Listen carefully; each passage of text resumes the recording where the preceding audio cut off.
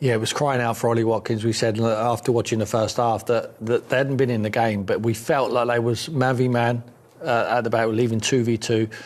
And Marlon Buendia or Morgan Rogers, whoever it was who was highest up the field, just couldn't get away from the two centre-backs from Chelsea. So Ollie Watkins is all about pace, all about space in behind.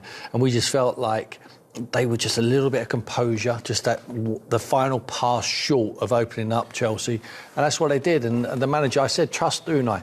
You know, I thought the changes might come at half-time. They didn't. He picked the right time. They rode their luck early on in the second half. They could have gone behind further. And then he makes the 3 changes, and I think all of them affect the game. Onana was good, and here they are, all of them are. I think Sancho even keeps the ball better than most, but this is just as 2 minutes after either this one when they break. And that's the thing, the composure, just finding that first ball to create the counter-attack. Yeah. That was the biggest difference in the Aston Villa team compared to the first half. They just couldn't get out. They couldn't find that composure and find that first ball.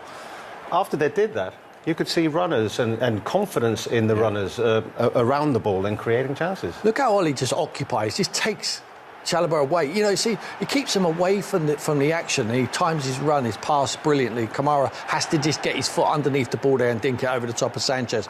I think Idago Johnson would have scored that one all day long. Of course he would have. I wouldn't have gotten across the pitch.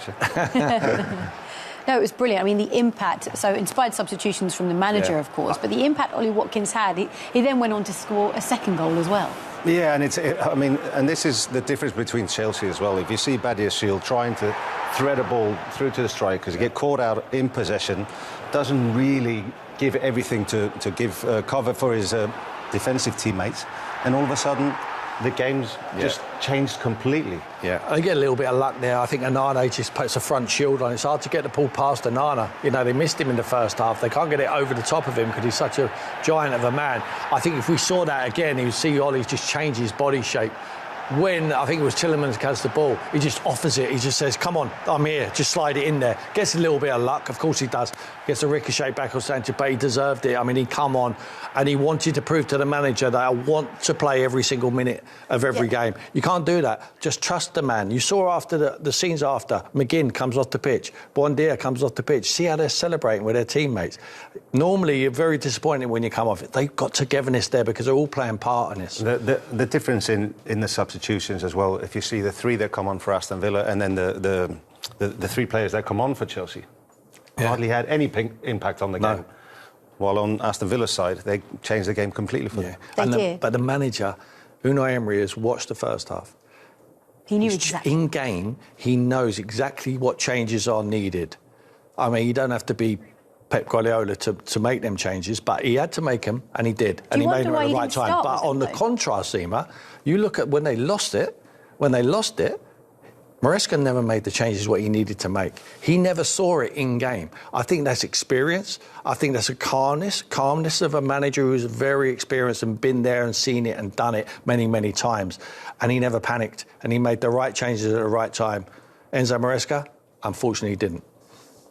Is there an argument from Unai Emery's side as to why he didn't start those players?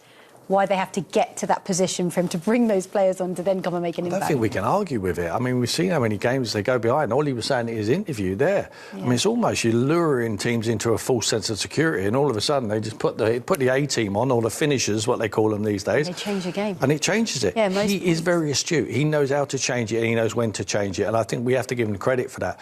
But you want to give him some criticism for not getting it right in the first place. That's very unfortunate. You know what? I'm sorry. I'm a tough crowd here. But you know what? They have picked up the most points from losing positions, and it was Ollie Watkins that scored a second goal, and this was his winning goal. Talk us through this one then, Ida. Well, it's almost an easy goal for him because it doesn't get challenged. Ball comes into the box. Malagusto loses, seems to be defending Ollie Watkins, just takes a step forward. Malagusto is ball watching, and a free header into the far corner.